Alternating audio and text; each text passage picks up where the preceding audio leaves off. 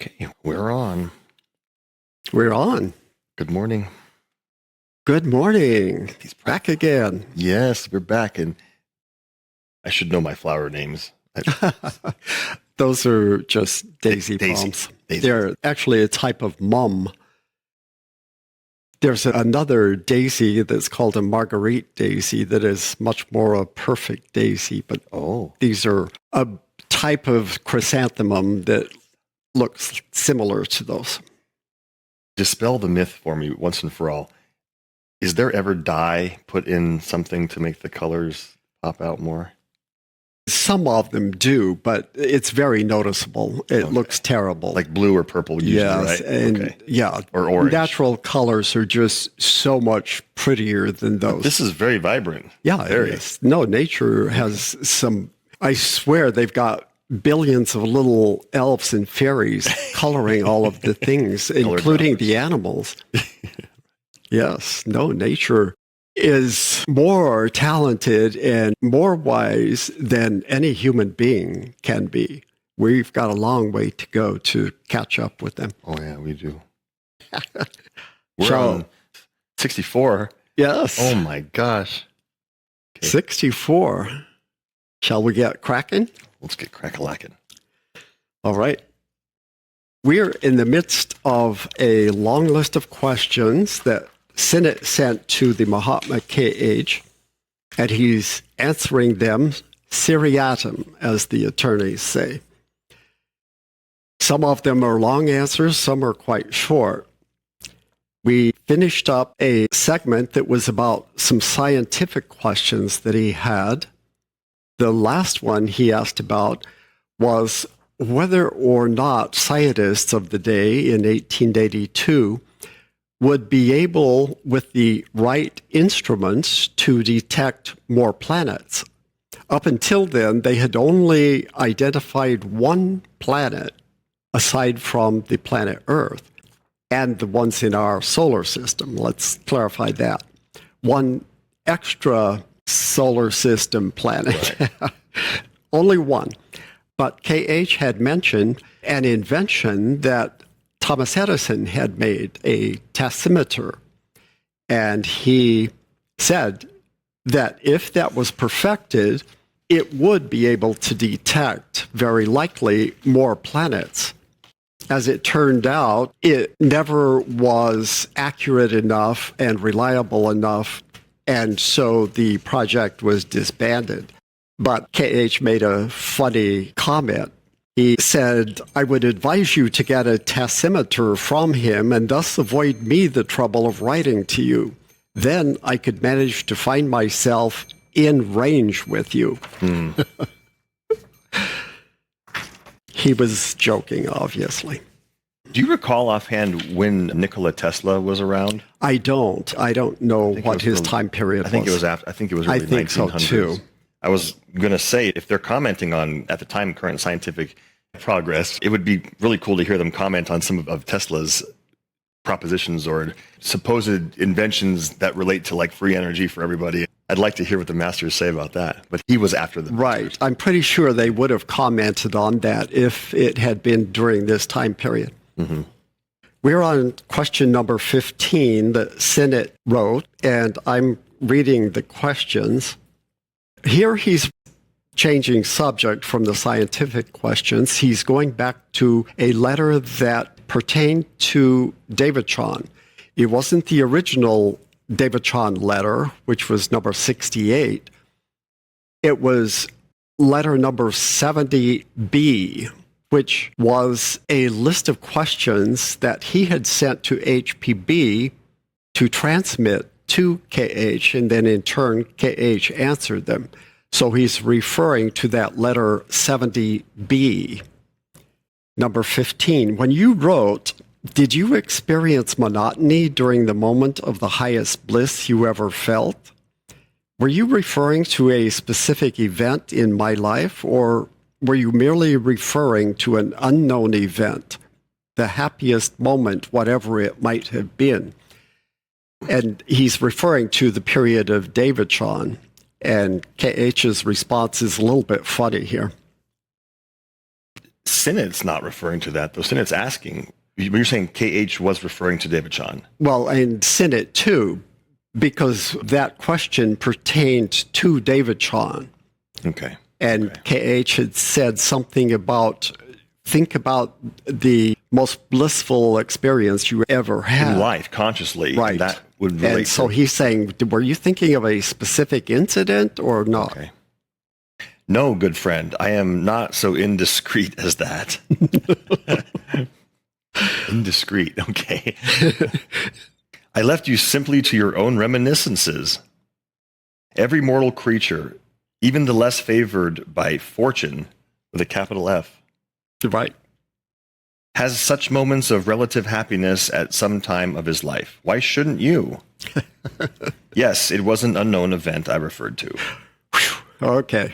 He wasn't spying on him, although he does spy on him quite often. 16, you say, remember, we ourselves create our Devachan as well as our Avicii while yet on earth, and mostly during the final days and moments of our intellectual sentient lives. That's so interesting. During the final days, Eckhart Tolle says that too. He says that we set ourselves up. We move into that stage.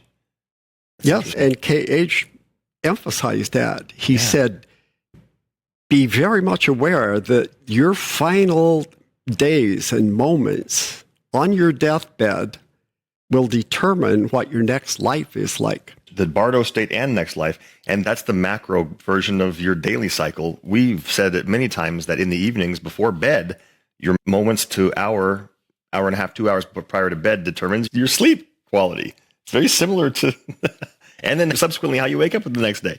Same thing for the life cycle. Yes, and we can trace that so many different ways.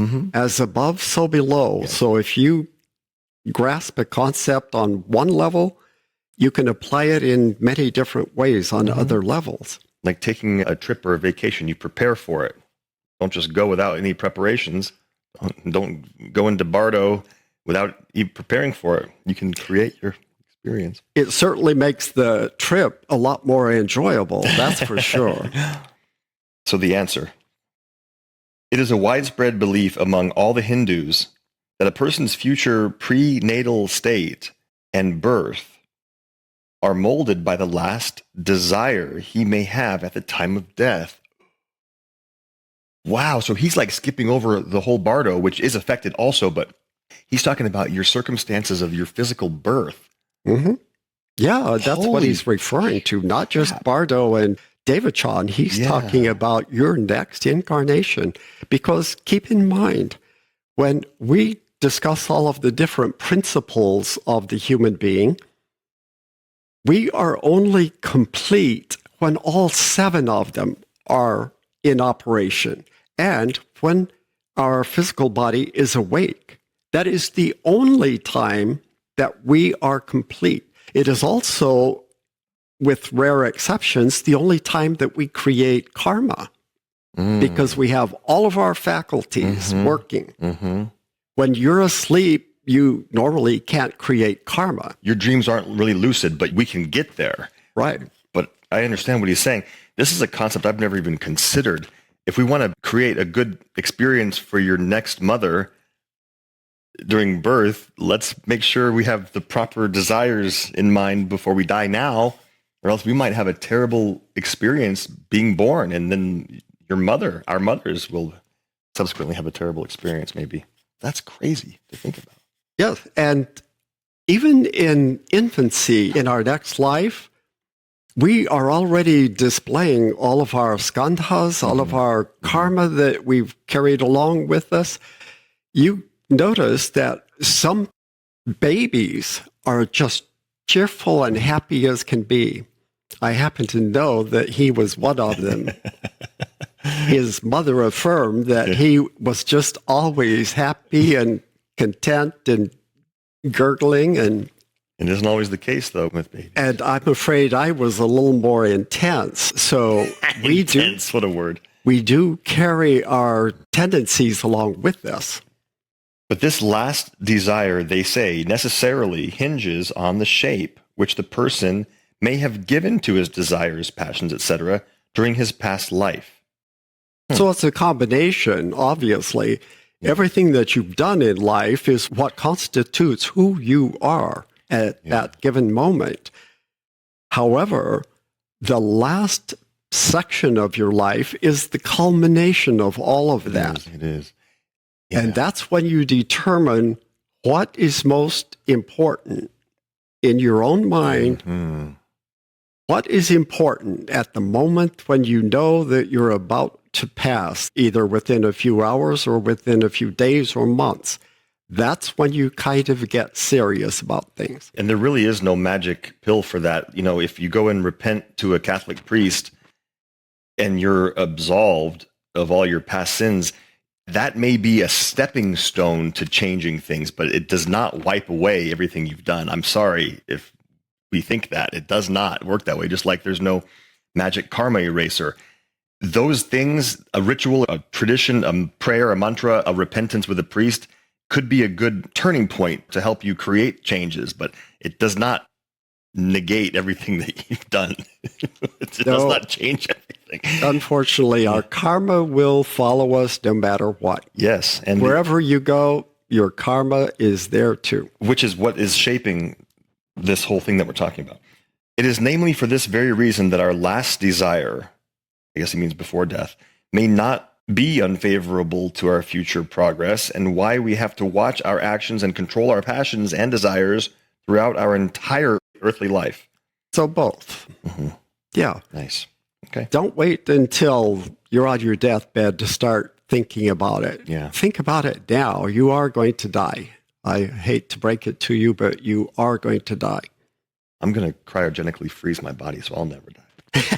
There you go. And we'll revive you 12 million years from now. Question 17. But do the thoughts on which the mind may be engaged at the last moment necessarily hinge on the predominant character of its past life? Otherwise, it would seem as if the character of a person's Devachan or Avicii might be capriciously and unjustly determined by the chance which brought some special thought uppermost at that last moment. I can answer that. What is that? No, it's not. We already answered it. Yes. But I'm glad he's asking for clarification. So if the nurse came in and said, do you want fruit or do you want custard for your final meal? That's not going to determine your next lifetime. Right. Or if you have a strong emotion, I don't want either one. And you get mad, but you've been a good person. That little last explosion won't send you to Avicii if you've been a good person. Yes. Yeah. It cannot be otherwise. Oh, okay. Let's see what he says. The experience of dying men by drowning and other accidents brought back to life has corroborated our doctrine in almost every case. Oh, so he's actually saying that the opposite, though. Yes, but keep reading. Yes. Such thoughts are involuntary. Well, I mean, to an extent they are, but I mean, a Zen yogi could have an accident and not have an emotional upheaval, theoretically, right? Such thoughts are involuntary, and we have no more control over them than we would over the eye's retina to prevent it perceiving that color which affects it most. At the last moment, the whole life is reflected in our memory and emerges from all the forgotten nooks and corners. Picture after picture, one event after the other. The dying brain dislodges, that's a good word, dislodges memory with a strong supreme impulse, and memory restores faithfully every impression entrusted to it during the period of the brain's activity. Yes, so he's describing this vision that everyone has at the end of life. Life review.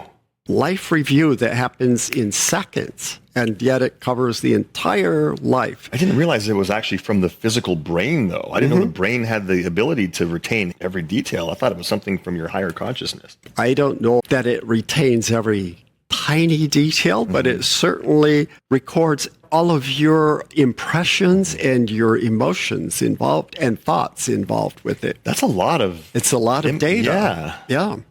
And that's why there's no computer that can do all of that. How wild must that be to actually take all that information and experience it, though, in that short time. That's like taking a 30-hour long movie or something and compressing it down to like 10 seconds and perceiving it all accurately. That's pretty wild. And he, in the past and in the future, emphasizes that there are 3 times when this happens.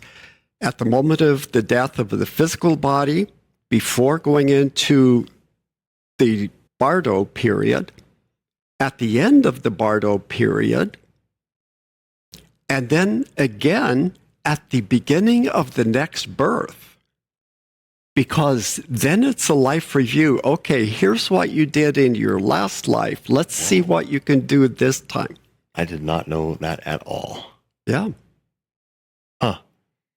And yet we are not supposed to retain any of the detail of the past life. I may have to correct that because I think in the next life, it is not the details so much, but what you're intended to accomplish and more of a review of what your highest attributes are, what your skandhas are, your tendencies. Okay. This is what you are intended to accomplish. That makes perfect sense. And that would relate to the prarabdha karma. The section, if you recall the 3 types of karma, the sanchita karma is our entire storage of karma that we've been building up lifetime after lifetime.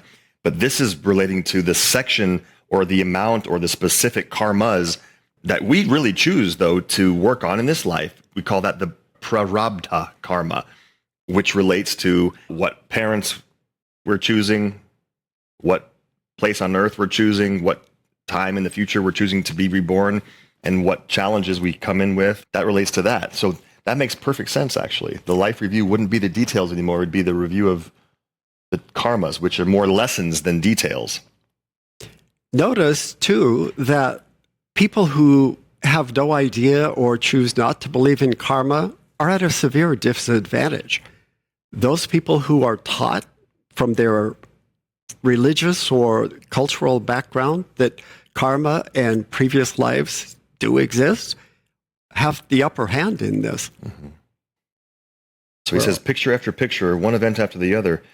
I'm just going to recap that last sentence. The dying brain dislodges memory with a strong, supreme impulse, and memory restores faithfully every impression entrusted to it during the period of the brain's activity. That impression and thought, which was the strongest naturally, becomes the most vivid and survives all the rest, which now vanish and disappear forever, to reappear only in Devachan. He's funny. He says disappear forever, but then... Well, yeah, but see what he says. Goodness gracious, in my hurry, if I had forgotten to add the last 5 words, I would have been caught in a flat contradiction. That's hilarious.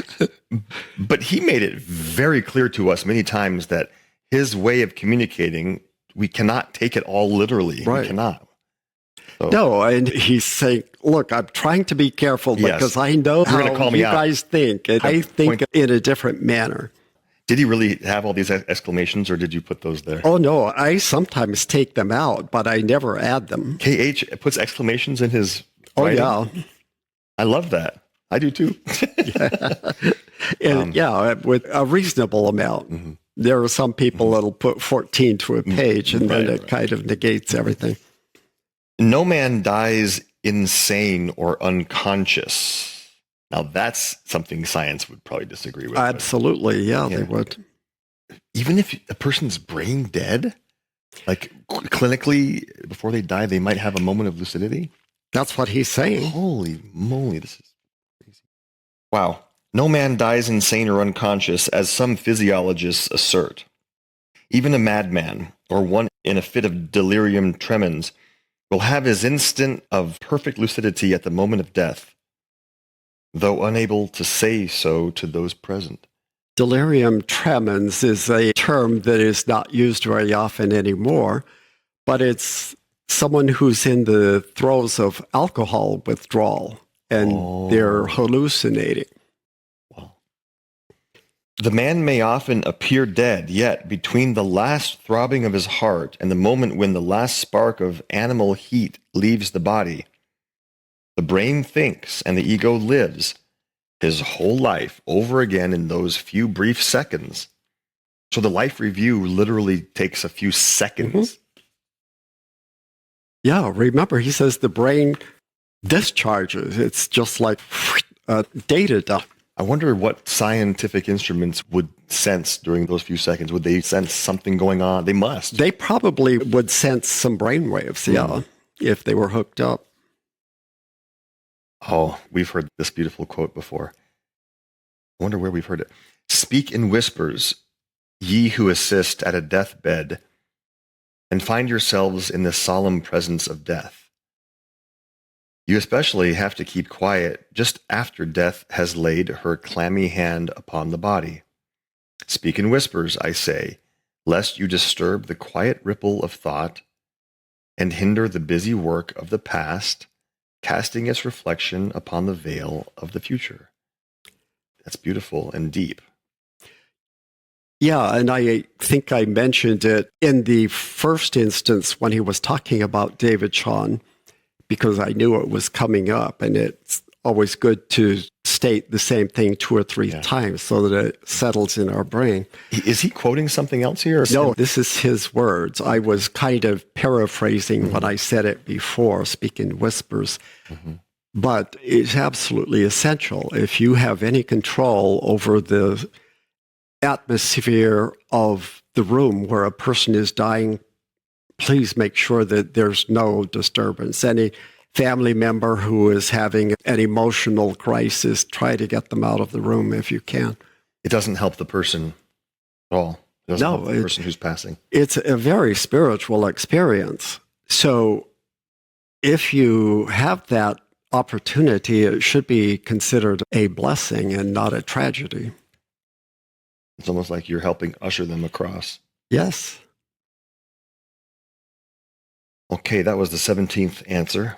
18, the full remembrance of our lives will come only at the end of the minor cycle, and that's a quotation from K.H.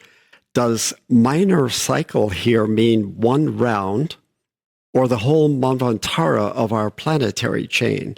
That is, do we remember our past lives in the Devachan of Globe G at the end of each round or only at the 7th round? Now, the end of the 7th round. At the end of the 7th round. Here we need to go back to our chart that shows that. I would think it's the first. It's the minor, because the latter would be the major cycle, I would think. When he talks about minor cycle, he's talking about planetary cycle. So at the end of our entire 7 rounds. Oh, so it's not Globe G. It is the end well, of the 7th. Well, it could. See, okay, here's what he's asking. As we mentioned last time, the human monad makes 7 complete rounds. The first being the setup for the mineral kingdom, second for the plant kingdom, third animal. Only the 4th time around is it the human kingdom. And then each one of these is a root race. Each globe here is a root race, and only globe D was at the bottom, but that was not necessarily indicative that it's going to start becoming more rarefied after that, because our 5th root race bodies are still just as dense as these were. This was during the Atlantean civilization. So we're still in those dense types of bodies, but we are beginning the upward sweep, the upward arc again. It wouldn't make sense if we remembered all of our lives just at Globe G, because what if we were in the first round? I mean, we'd remember our experience as rocks. Exactly. I mean, I guess that could be the case. Right. And it is important to learn pressure and molten transformation into different material. I mean, that is important, but right. I don't know that there's, well, I don't know. Let's see what his answer is. So, let's see what the answer is. The full remembrance of our lives, collective lives. Wonder why he reiterates lives, because we know that there are multiple lives, but collective lives. I don't know. Will return at the end of all the 7 rounds at the threshold of the long, long nirvana that awaits us after we leave globe G. At the end of the 7 rounds, all of them. So we leave globe G 7 times. Right, He's talking exactly. About So he's talking about the 7th time. which is when every human is basically a... Well, those that have made the cut all along the way will be Dian Chohans by that point. That's lots of humans that will have reached that. We don't know how many, but it probably is, yes. I always thought that when our cycle is done, every monad connected with our planet will have reached that. And there are lots of mysteries that they don't divulge. Of course. We have to remember that. My suspicion is that along the way, many people are culled, not that they're going to be destroyed, but that they go on ice, and that it's only in the next Manvantara that they come again and start up wherever they left off, because they weren't keeping up with the rest of the humanity. Well, that might answer the question then of why does the Big Bang even happen? I know one of HPB's quotes is that she said something along the lines of, that's the one mystery we don't know, why the outbreath of Brahma occurs or why universes are created. But that might be the reason. If there are still souls or monads who haven't finished, that would be a divine will to expand still. And that would be eternal. That would never stop, I guess. There will always be. And there is no finish. There is no finish line. Otherwise, you would cease to exist, and that would be the end of it. Right. Wow. The full remembrance of our lives will return at the end of all the 7 rounds, at the threshold of the long, long nirvana. And nirvana is another way to say, like, it's a Devachan. It's like a big Devachan. Kind of interchangeable terms, right? Right. Well, even Devachan itself is a type of nirvana. Right. At the end of the isolated rounds, we remember only the sum total of our last impressions, those we had selected or that have rather forced themselves upon us and followed us in Devachan. Right. Okay. Those are all probationary lives, with large indulgences and new trials given us with every new life. But at the close of the minor cycle, after the completion of all the 7 rounds, at the close of the minor cycle. That's what he's calling the planetary cycle. Okay, after the completion of all the 7 rounds, which would be the major cycle ending. Well, we call it major, but he doesn't. Okay. Because there's still the universal. There's more, yes. More macros on top of that. There awaits us no other mercy but the cup of good deeds of merit outweighing that of evil deeds and demerit in the scales of retributive justice. Yeah. Well, that's what Devachan is every life cycle too. Right. Okay. Bad, irretrievably bad, must be that ego that yields no might from its 5th principle and has to be annihilated, to disappear in the 8th sphere. A might. Yeah, so a might is a tiny, tiny amount.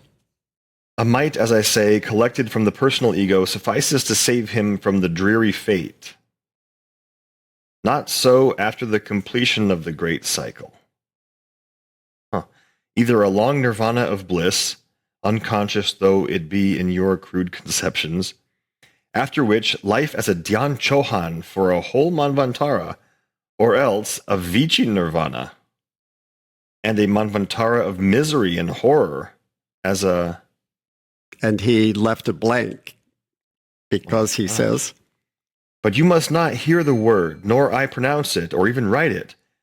Wow. Yeah, this is one of those things that they do not like to talk about. It's so evil and something that we wouldn't even want to dwell on, that they choose not to say much about it. That's someone who spends an entire Manvantara as this type of entity. A dweller in Avicii, yeah. Is that just personal suffering, or is that someone who's operating in an evil capacity in the world? They can, as long as there are other humans that they're connected with, have some influence over them, but they will not have their own physical body, apparently, as far as I can tell. And so the only influence they have is trying to manipulate living people and sometimes perhaps even take over their body for a period of time. There are many fantasy works of novels and movies that describe almost that exact same thing. Lord Voldemort in Harry Potter does almost exactly that.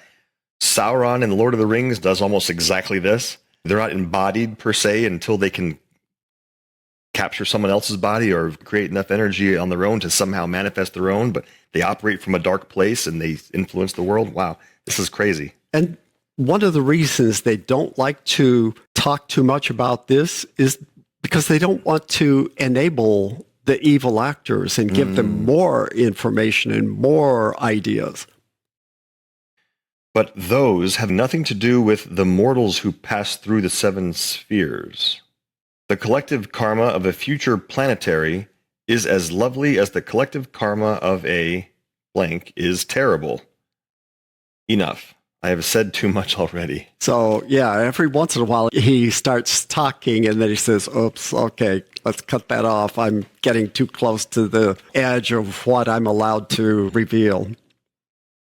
Question 19, you say, and even the shells of those good men whose page will not be found missing in the great book of lives at the threshold of the great nirvana, even they will regain their remembrance and an appearance of self-consciousness, but only after the sixth and seventh principles, along with the essence of the fifth, the latter having to furnish the material for even that partial recollection of personality, which is necessary for the object in Devachan, only after they have gone to their gestation period, not before. And here we need to use our other chart. Remember, he divided, when he's talking about the period of Bardo, the human makeup into a slightly different system. He talks about the lower triad and the upper quaternary, and that's only after death of the physical body. So the lower triad includes everything up through the astral body. And then the upper quaternary includes both portions of the mental, the lower mental and higher mental, plus Buddhic and Atmic. So he then divides the mental into two. So we have the upper duad being Atmic and Buddhic, and the lower duad being the upper mental and lower mental.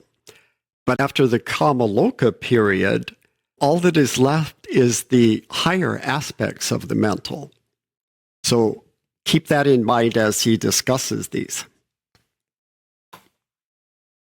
Now, he's not really asking a question. He's quoting something Cage Right, said. but he's wanting clarification. Okay. Yes. Until the struggle between the higher duad and middle duad begins, with the exception of suicides who are not dead but have only killed their physical triad. Yeah, we've heard that before. The physical, prana, and astral. Whose elemental parasites are not separated from the ego as they are in real death. Until that struggle has taken place, no shell can realize its position. And the shell is like a ghost, basically, right? Yes, it's the leftover remnants of the astral and lower mental bodies, just like the physical body leaves a remnant that disintegrates, but which cannot in any way be considered the person. The same is true of your emotional and lower mental characteristics. After the separation, then that becomes just an empty shell, which can be animated for the benefit of mediums. It can be animated, and it also has a vague consciousness of its Right. own, because it's your own energy. It's our own remnants of thoughts and emotions that we thought and felt. And it may appear to be the person, but it's not. That's why ghosts are always nebulous and vague, and they don't really sit and have a conversation with you usually. He expresses it several times as a parrot that's just repeating things it's heard, but it has no cognitive function to carry on a conversation about it. It's like you in your dream state, kind of. You're like wishy-washy. When the sixth and seventh principles are gone, carrying off with them the finer spiritual portions of that which once was the personal consciousness of the fifth, then only does the shell gradually develop a kind of hazy consciousness of its own from what remains in the shadow of personality. No contradiction here, my dear friend, only haziness in your own perceptions. You Throw some shade at Sinnett. 20. A little later on, you said, whether it occurred in his young or old age, whether good, bad, or indifferent, his consciousness leaves him as suddenly as the flame leaves the wick when it is blown out. His perceptive faculties become extinct forever. When life has retired from the last particle in the brain matter, his perceptive faculties become extinct forever for the time being. Forever for the time being? Yes, exactly. He has learned to add on a little bit of disclaimer. Oh my gosh. In parentheses, well, can a physical brain, once it is dead, retain its perceptive faculties? That which the shell will perceive is something perceived by a borrowed or reflected light. See notes. And the notes are scattered throughout. Then, what is the nature of the remembrance and self-consciousness of the shell? This touches on a matter I have often thought about and hope to get more information on the extent of personal identity in elementaries. So remember that they're dealing with numerous spiritualists, some of which are mediums, and are convinced absolutely that they are communicating with dead persons. And the Mahatma all along has said, no, these are not the individuals. They are leftover remnants that they think are their dead relatives. All that pertains to the materio-psychological attributes and sensations of the 5 lower skandhas, all that will be thrown off as refuse by the newly born ego in the Devachan. Newly born ego in the Devachan. That's confusing. It's not a new ego. It's your own. It's you. But it's different from anything that has existed of that individual prior in this lifetime. So it's like when you were born in the physical realm, you're a physical baby.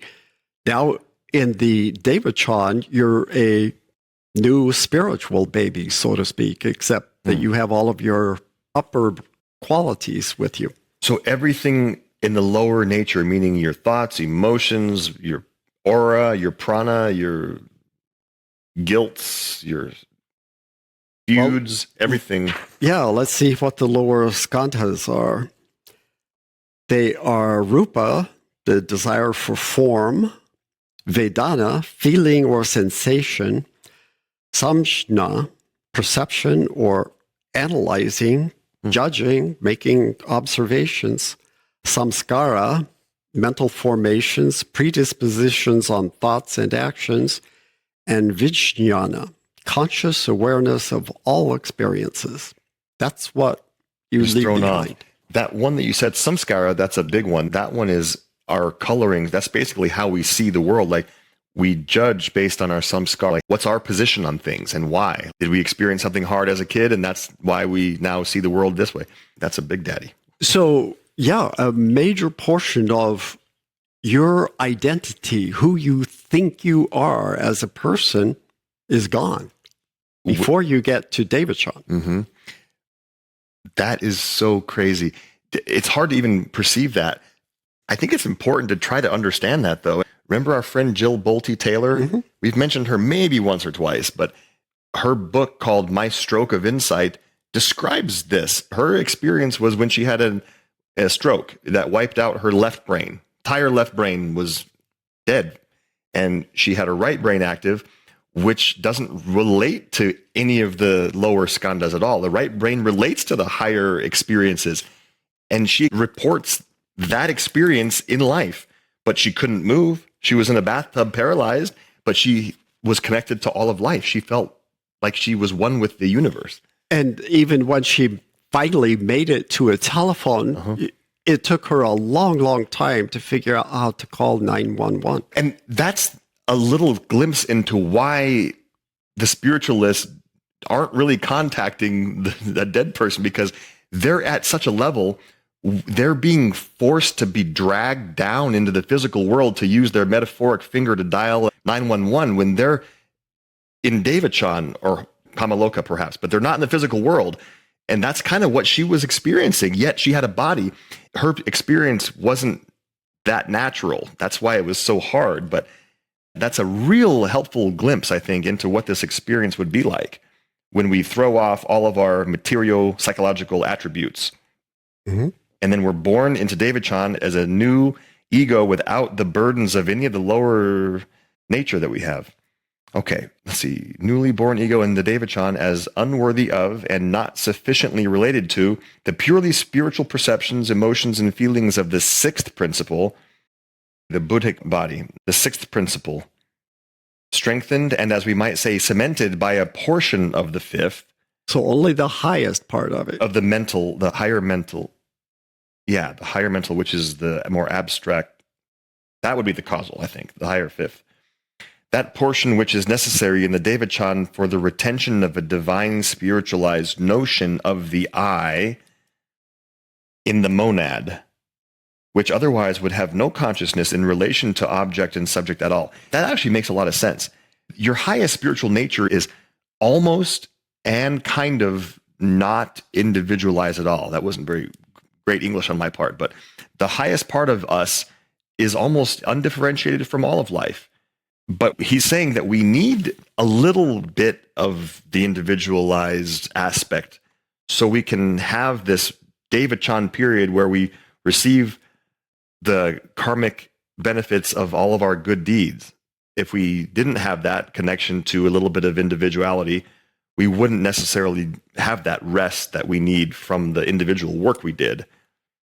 Does that make sense the way I said that? As we pointed out in the last session, we have numerous opportunities to see what life in the more spiritual realm would be like.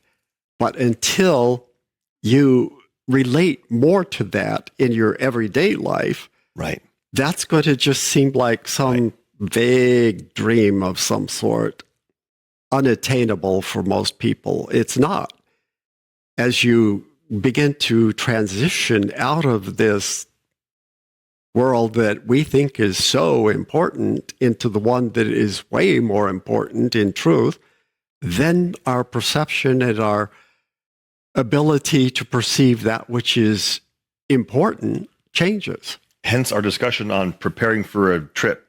This is the preparation. And how do we do that in a practical sense?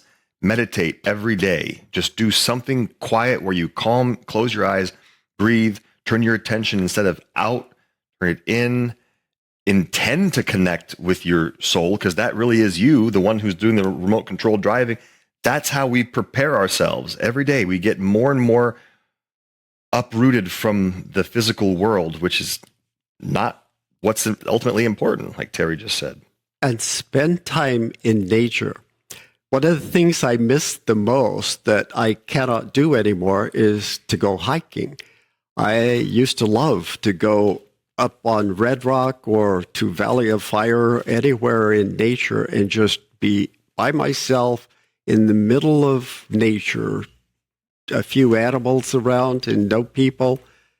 And that's where you connect with your higher self. All this becomes extinct forever, namely at the moment of physical death, to return one more time, parading before the eye of the new ego at the threshold of Devachan. This is what you said earlier. and to be rejected by it. So that's the second life review, basically. Mm-hmm. Yeah. It's kind of weird how we need to have that again, though. We have numerous reminders. We have to recapitulate to solidify all of this in our being, not just in our mind, because we don't always have a mind. Every aspect of our being has to grasp that this is what we've learned in the past. Now let's move forward. It will return for the third time fully at the end of the minor cycle after the completion of the 7 rounds, when the sum total of collective existences is weighed. Merit in one cup, demerit in the other cup of the scales. But in that individual, in the ego, good, bad, or indifferent, in the isolated personality, consciousness leaves as suddenly as the flame leaves the wick. Blow out your candle, good friend. The flame has left that candle forever. But are the particles that move, their motion producing the objective flame, annihilated or dispersed for all that? Never. Relight the candle, and the same particles drawn by mutual affinity will return to the wick. Now, he gives kind of a long explanation, but it's important. Make sure I understand what he's saying here, though. It will return a third time. So this is not referring to the prenatal state. No, he's referring back to what he discussed before. Earlier. At the end of the the whole- planetary cycle, Okay. after all 7 rounds. Okay, now he's going to continue. Place a long row of candles on your table. Light one and blow it out. Then light the next and do the same. A third and fourth and so on. So this is a representation of different lifetimes. Okay. The same matter, the same gaseous particles, representing in our case the karma of the personality, will be called forth by the conditions given to them by your match to produce a new luminosity. But can we say that candle number 1 has not had its flame extinct forever? Not even in the case of the failures of nature, of the immediate reincarnation of children and congenital idiots, etc. What's a congenital idiot? At the time, that was a psychological term for a specific type of individual. Generally, it meant someone who, even as they aged, never has more mental ability than perhaps a 2-year-old child. Not even in the case of the failures of nature, of the immediate reincarnation of children and congenital idiots, etc., that so provoked the wrath of C.C. Massey, can we call them the identical X-personalities. Though the whole of the same life principle and the same identical manas, which is the 5th principle, the mental body, re-enters a new body and may be truly called a reincarnation of the personality.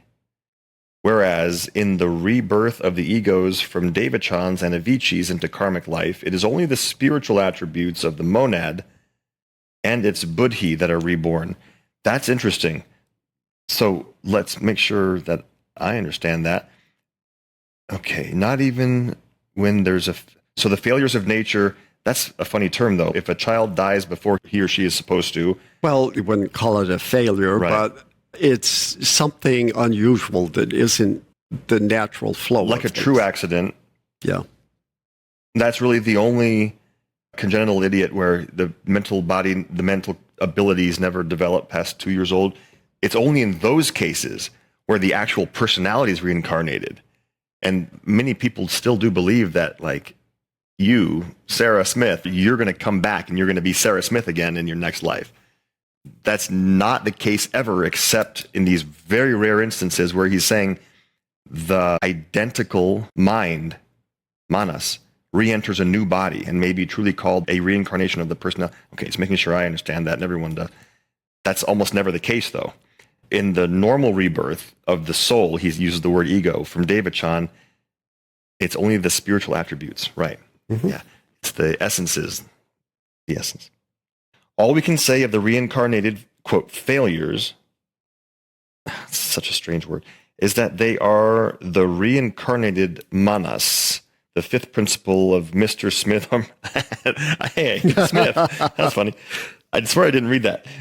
Principle of Mr. Smith or Miss Gray, but certainly not that these are the reincarnations of these persons. Yeah, so HPB got an enormous amount of flack from the spiritualists. How come you didn't teach reincarnation in Isis Unveiled? Obviously, you didn't even know about it, and you only decided to add it later, which wasn't true. The problem was, at the time, there was a spiritualist medium, very well known in France, Allan Kardec, and he taught that there was reincarnation, but he also taught that reincarnation meant the same personality comes back Well, a lot of time people still and time think that. again. And that was what reincarnation was defined as in the Western world in 1875. So to prevent that, they used the term metempsychosis instead of reincarnation. Otherwise, they would have been fighting for years trying to change the definition of the word reincarnation in the Western world. So unfortunately, even Alcott and some of the other theosophists attacked her about that. Why did you mention it in Isis? And for whatever reason, it was never explained in such a way that they could grasp that. Even today, people say, well, I don't know why she didn't teach it in Isis. They did. It's called metempsychosis. Well, these people probably didn't read the book. I haven't read it either. But when she talks about metempsychosis, I wonder what they think she's talking about. I assume she explains the process of the soul or the ego, the sixth and seventh principles, taking a new set of lower principles. Maybe she doesn't say it that clearly. And they don't. It was hopelessly muddled. And the Mahatmas admit that, and they say, we are responsible for that. Yeah, it is what it is. But remember, too, as much trouble as we have trying to understand ourselves and then explain it as best we can to other people, it was 100 times more difficult in 1882. So certainly not that these are the reincarnations of these actual persons. Therefore, the clear and concise explanation given to C.C. Massey in The Theosophist, in answer to his spiteful hit in Light. That was the magazine for the spiritualists. Is not only correct, but candid also. No one but we, her inspirers, are responsible for its incompleteness. That's confusing if you don't know what was in the Light and Theosophist. Again, this was a theosophist, C.C. Massey, who was also a spiritualist and who was taking HPB to task for not explaining things very well. And he says, we're responsible for that. Okay. Both you and C.C. Massey were unjust to Upasika. HPB. And even to myself. Oh yeah, that Upasika is her name, her nickname. And even to myself, who told her what to write, since even you thought I meant ingenuity in the sense of cunning and craft, whereas I meant ingenuity in the sense of a sincere desire to clear up the misconceptions. Now, people today still misunderstand the word ingenuity, and apparently KH used it to explain what he was trying to do. And people actually confuse ingenuity and disingenuity. You know the difference, right? Is that disingenuous? Right. To be disingenuous means to be cunning and crafty. But if you say someone is ingenuous, a lot of people confuse that and think that means cunning and crafty. It's not. It means like a wide-eyed innocence. Oh, wow. Yeah. In fact, the French word ingénu, or as we would say, ingénu, It means like a wide-eyed, innocent young girl. And then ingenuity, I guess, is just a variation of that. Is the noun, right? Okay. Okay. Oh. Never knew that. Okay, that makes sense. I do not know of anything since the very beginning of our correspondence that displeased the Chohan so much as that. Oh. Let's not go back to the subject again. Wow. Yeah, he's like, I'm done with that. We're not going to revisit that. The Chohan was displeased with what? The fact that KH kind of No, led her he was displeased with C.C. Massey and Sinnett, both. Not the fact that KH guided HPB to be unclear. Right. It wasn't that No. the Chohan was mad. Okay. Okay. It was the Englishman's response to HPB and the way they treated her. His answer to this is Long. is very long. Okay. But it's important. What is the nature of the remembrance and self-consciousness of the shell, you ask? Yes, he did ask that. As I said in your note, it is no better than a reflected or borrowed light. Okay? Memory is one thing, and perceptive faculties is quite another. Perceptive faculties, that could be referred to as sentience or consciousness, really. Memory could be considered consciousness in a way. But I mean, computers have memory. Well, remember that correct memory and incorrect memory are two of the types of thought in Raja Yoga. Very good. Most of us have incorrect memory. Very few people have correct memory. And incorrect memory is not that different than imagination. Exactly. Or fantasy. It's manipulated memory is what Whether it is. it's accidental or intentional. But it's not true. A madman may remember very clearly some portions of his past life, yet he is unable to perceive anything in its true light, because the higher portion of his manas and his buddhi are paralyzed in him. They've left him. If an animal, a dog, for example, could speak, he would prove to you that his memory in relation to his canine personality is as fresh as yours. Nevertheless, his memory and instinct cannot be called perceptive faculties. Instinct can't be called perceptive? Yeah, I've noticed that people interact with their pets very differently now than they did 50 or 70 years ago. And I am quite sure that 140 years ago, it was even more so. An animal was a lower creature of some sort. And very few people doted on their pets the way people do today. Okay. But those people who are doing that today are setting them up to transition into the human kingdom in a future lifetime. Right. I like that a lot. A dog remembers that his master thrashed him whenever the latter gets hold of his stick, but at all other times, he has no remembrance of it. Ah, okay. And he's using this for a reason. Yeah, but I think they're starting to, as they get more evolved. Right. Like I say, in 1882, that was extremely different. Right. It's the same with a shell. Once in the aura of a medium, all he perceives through the borrowed organs of the medium and of those in magnetic sympathy with the latter, he will perceive very clearly, but not farther than what the shell can find in the perceptive faculties and memories of the medium and those in the circle. So the shell depends entirely on the people that are surrounding them. He is going to give some more information. Some of it is kind of funny. Hence the often rational and at times highly intelligent answers. Hence also a complete oblivion of things known to anyone but the medium and circle. So, yeah, that's one thing. And he's going to suggest an experiment a little bit later. That is really interesting. The shell plays off of the people in the circle. But it's not nefarious. It's not mean. No. It doesn't have an evil intent. Remember, the shell is animated by elementals. So there's this vague thing floating around in the astral realm.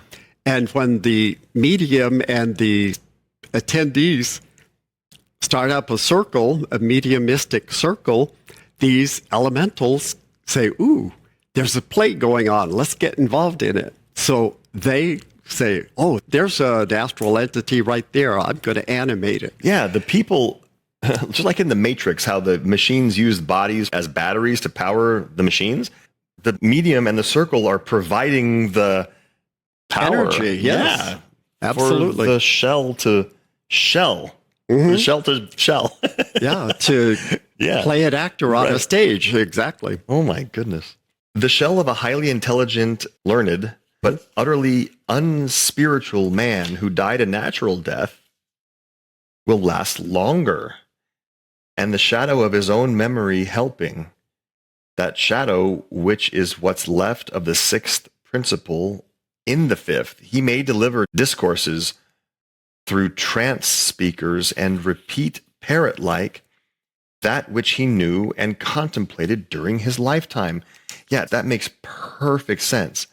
The shell of a highly intelligent, learned, but utterly unspiritual man who died naturally, his ghost, I'll call them ghosts, will last longer. Mm-hmm. Well, only if the medium is conjuring it, though, right? Yes. Okay. And there was a lot of mediumistic activity at the time. It wouldn't last longer on its own.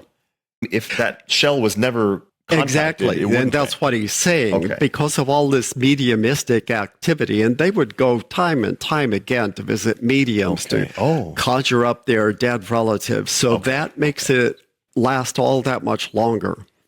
And it makes perfect sense what he's saying. He could deliver discourses which the spiritualist would say, ooh, this is a wise teacher from beyond giving us information. Yes.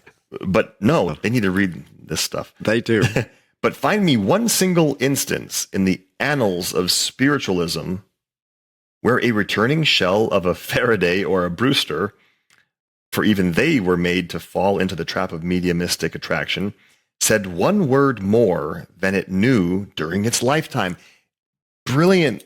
That's a great litmus test right there. Yes, and these were two very prominent scientists of the day. Brewster and Faraday? Faraday was the one who is a pioneer in electromagnetic energy, and David Brewster, was a pioneer in optics and even was involved in inventing the opticon, the dual images where it looks 3D.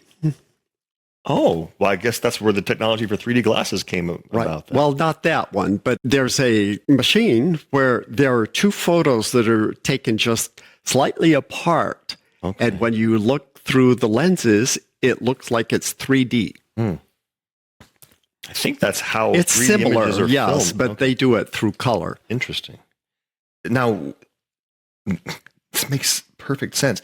There's no recently dead person who's out there somewhere doing experiments and furthering their research and gaining insights and becoming super conscious just because they're dead and receiving all the information in the universe.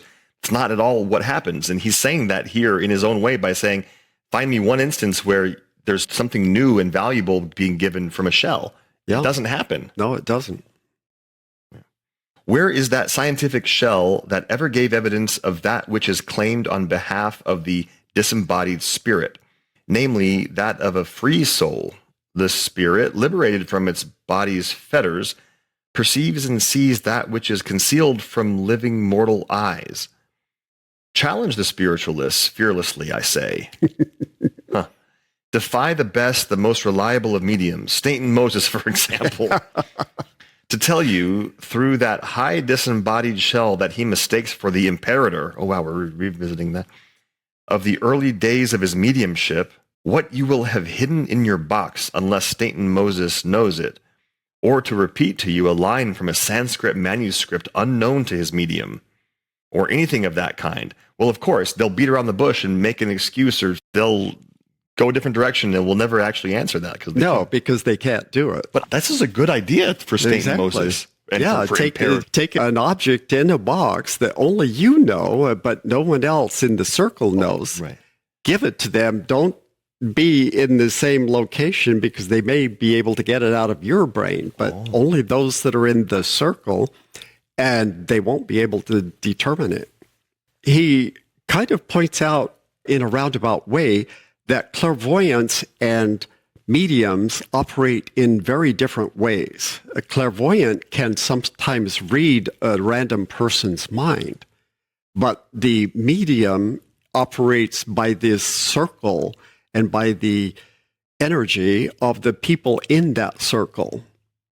And they're operating specifically with elementals and with shells. The clairvoyant is different. They can just read information from your brain. Clairvoyant is French for clear seeing. They can just see things, but the medium is like a conjurer. Right. And medium, the word medium, they're in between, I guess, the physical world and the people in the circle.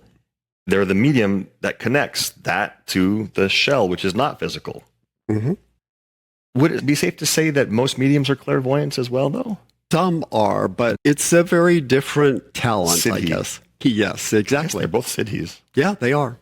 Lower cities, both of them. Yeah.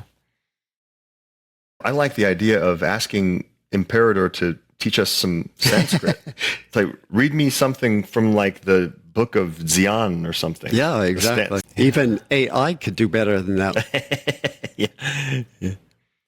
For shame. They call them spirits. Spirits with personal remembrances. You might as well call the sentences screeched out by a parrot personal remembrances. I like that he's making the metaphor, though, or analogy between the shells and a parrot. Parrot just repeats things.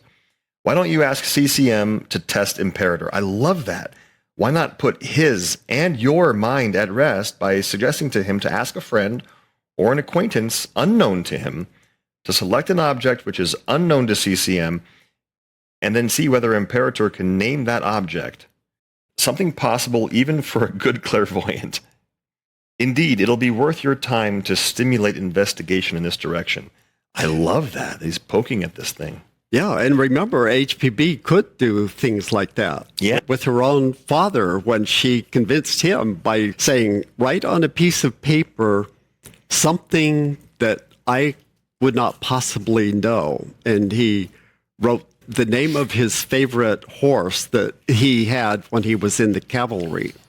Wow. And she was able to determine what that was.